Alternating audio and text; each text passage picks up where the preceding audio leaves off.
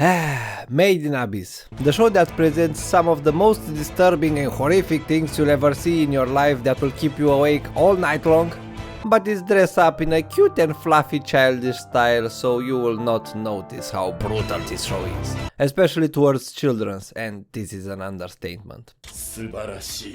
Today I want to present to you 12 things that you probably missed while watching or reading Made in Abyss, and some of them just add to the list of dark and tragic things that happens here. Spoilers for all Made in Abyss anime. Let's start with a probably known information, and that's the 2000-year cycle. The number 2000 is referenced a couple of times in the show and is probably a foreshadowing of the true nature of the Abyss. It seems that the Abyss is expanding every 2000 years and eats a portion of the island where it's found. If you look at the size of the Abyss in the present and the one in the Ganja flashback, it is clear that the Abyss is now bigger. The vegetation on the first layer is similar to the one in Orph and the flashback. There's also a burial tower filled with praying skeletons that are 2000 years old, and underneath them are other skeletons that are 4000 and then another set with 6000 years old. Also at the second layer entrance are some monuments that are 4000 years old, and the list just goes on. It seems that every 2000 years the Abyss absorbs a portion of the surface and creates a new layer, and the last layer either disappears or a new layer is added to the count, but I guess we will learn more about that later. Irumyuui is undoubtedly the most tragic character in Made in Abyss, at least so far. She was exiled from her village because she was infertile and was sentenced to go to the worst place in existence. When she got the artifact that can grant her deepest desire, of course she wishes for the ability to give birth. As we all know, that didn't go very well, but what you probably missed is how her children look. They look almost identical to the rat hermit. In their journey on the 6th layer, Irumyuui had a rat hermit pet that, well, sadly was eaten, but because she was a child, her knowledge about birth and childs were, well, not existent, so she correlated having a pet to be similar to having a child, and that's why they look so alike. This could also explain why her child died later that day, because what she knows about human body and feeding and all that stuff. But it can also be another more dark truth behind this. You see, Wazukan prophesied that Irumyuui will save them, and that might be tied to her second desire. But unfortunately for her, the artifact decided to combine her desire into one wish. So she will give birth to childs that will have the properties to cure the Ganja from their sickness by eating it. Not the best scenario, but well, it worked. You can also say this about her becoming a tree. This was her desire to protect the Ganja from everything that was on 6th layer, so she just transformed into a massive house for them. You probably remember Bondrewd artifact that allowed him to just body swap to his likeness, and this also applies to any kind of consciousness body, even monstrous bodies, or this is what we believe at the time. In fact, all the Umbra hands could be just normal humans or something similar at least. We assume at the time that they might be something monstrous just because of two elements. Because Bondrewd has a tail and his weird looking eyes. Well, you see, those two are in fact artifacts. The tail is an artifact called Third Works, which is basically a third hand that can become a part of your body, with blood and everything. Bondrewd just modified it to function like a tail, or to look like a tail. Weirdly enough is that the tail also seems to transform when Bondrewd got his blessing of the Abyss, so it seems that it really becomes a part of you. His weird and spooky looking eyes are also an artifact, and the gross tentacle that grows from them are another artifact, so it's two in one. Bondrewd is quite known for his passion about the artifacts, and the fact that he often combines or modifies them. What the eyes can actually do is Well, we don't know. It is possible to be related to his ability to see through Nanachi's eyes, but it's not confirmed. A mysterious and very dangerous disease is introduced at the beginning of the story called the birthday disease. This disease will be triggered a few days before the individual's birthday, and on his birthday the symptoms will start to become extreme and the individual will die at the end of the day. This disease appeared recently and the only survivor we know so far is Kiwi. Before Riko and Reg departed, Reg noticed that Kiwi is a bit sick and Kiwi informs him that his birthday is in 2 days. Reg warns him to not look in the mirror on his birthday, but I don't know what this was supposed to mean, but okay. On Kiwi's birthday he got extremely sick, but in the moment he was taken outside the Abyss Island, he instantly was cured, like nothing ever happened. Meaning this disease is directly caused by the Abyss itself, and it seems that it affects only the ones at the surface. We can speculate that the praying skeletons were killed by this disease, and this is why there are so many of them.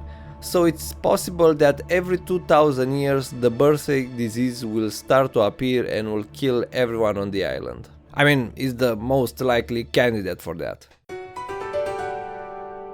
It's not very clear, but it seems that some relics have a number of uses, or something like that. After each use, a symbol of the artifact will change in shape. Nanachi exemplified this phenomenon with the mermaid burp. After he activates the relic, the symbol changes. This is also the case for Reg after each time he uses his incinerator. What happens at the end of the countdown? Well, we don't know. Either the relic will become useless or it will just reset or something. What you probably missed is the fact that after Fapta absorbs the villagers, she has a change in her design. Okay, that doesn't tell us a lot, but in one moment in her eyes we can see a similar symbol changing shape, meaning that Fapta is a relic too, just like Reg. Do you remember Marulk? It was introduced in Ozen's section as her helper and her disciple, but you probably didn't know that Marulk is a he, not a her. He's actually a boy, not a girl. Ozen just likes to dress him up in girl clothes. His dress is order-made with lots of pockets and tools and it's pretty useful, but I don't think being dressed in a maiden outfit was really necessary. He also has a sensitivity to sunlight, so it is possible that those clothes are in fact protecting him and Ozen just wanted to help him out, and maybe she decided to have a little fun with that.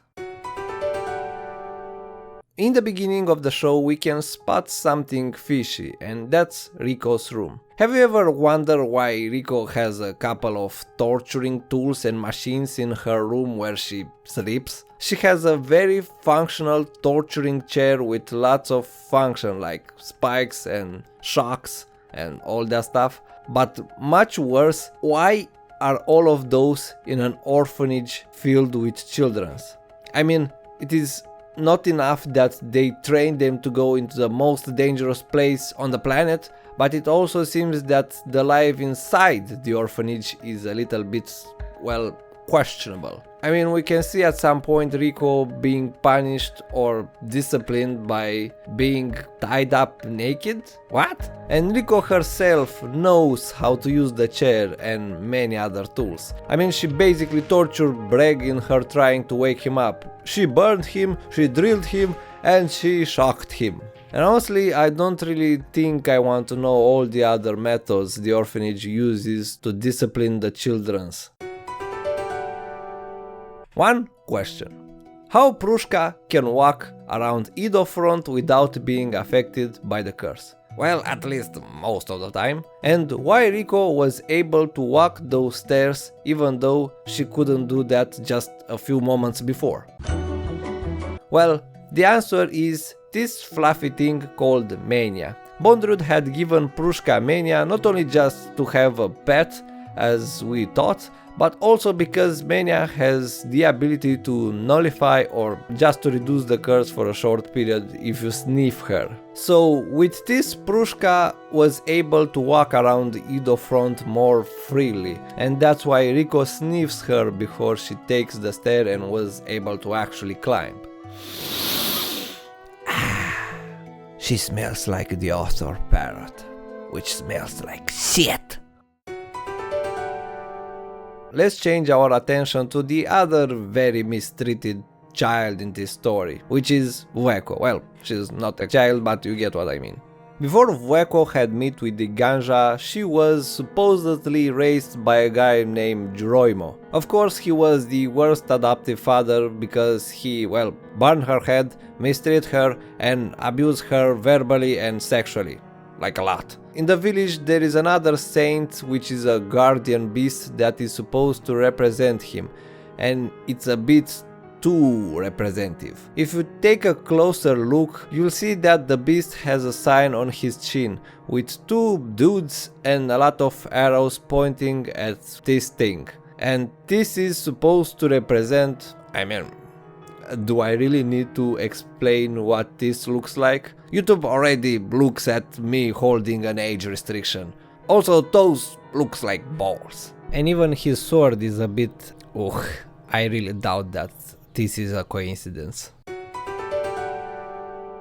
So, try to put yourself into Vueko's shoes. You have been sexually abused for years, and now you are finally free. You want to enjoy an intimate relationship properly, but every time you see that ugly wooden stick, your trauma kicks in and the moment is ruined. What are you gonna do?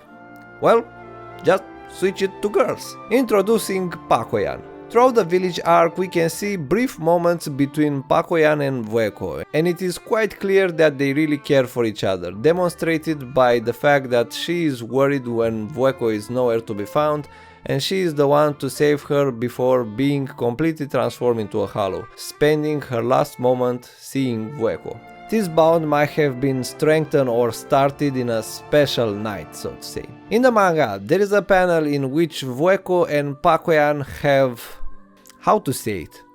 Whatever, monetization and Made in Abyss are not good friends anyway, you cannot monetize this type of content. They had crazy lesbian sex together, and even Irumyuui saw this, and now she's traumatized. This wasn't adapted in the anime for obvious reasons. Sadly, the relation didn't last too long. What lasts in Made in Abyss? After Nanachi managed to take Mitty and escape from Edo front, he started his quest to find a way to kill Mitty. But first he needed a test subject, so he took every unlucky explorer that was heavily injured on the 4th layer, and then he'll bring them to his house to try on them different poisons and other very cruel methods to see how their body will react. Then he'll try all of those methods on Mitty, but none of them were successful. It seems that Nanachi learned a bit too much from Bondrewd. Well, at least he took only those who were injured to the point of no salvation, and after a few experiments, he'll just kill them and bury them in his backyard. That's why there are so many graves. He made quite a couple of experiments on them. The biggest and the most interesting thing you probably missed in Made in Abyss is Reg's red markings. In season 2 the Golden City and its residents are mentioned a couple of times, but when we reach the 6th layer, the city is in ruins and no residents can be found except maybe one. The tribe who lived on the Abyss Island, which is Irumyuui's tribe, talks a bit about them and explain how they kinda worship them, meaning that they probably had met them at some point. In their honor, the tribe painted them the same markings that the Golden City residents have on them. And if you take a closer look at those markings, how they look and their position, you can see that they are the exact same ones that Reg has. This could mean that Reg originated from the Golden City, or at least he's a part of the group that once lived there. There is also the panel with this person who looks like Reg, but it's not him, and it also has the same markings. So it is very likely that Reg's people are the ones who the tribe was talking about. They are the residents of the Golden City who moved probably lower to the 7th layer or wherever it's beyond for reasons, I guess. But it's quite a cool and very big information that it's very easy to miss. I mean, this basically tell us that Rex people are at least 2000 years old, and I can't wait to see the actual story of the Golden City and its residents. And this was the last thing on our list. Those were the most interesting small details I could find. I still have a couple more, so much that I can probably make another video like this, but the information would not be on the same level as the Reg's red markings. So if you enjoyed this video and learned something new, make sure to let me know if you are hungry for more. It is kinda hard to make Made in Abyss content when the manga is basically not moving. So if you want more things that you've missed in Made in Abyss, just let me know. Okay folks, that's all for now. Don't dare go hollow and beware of the stairs.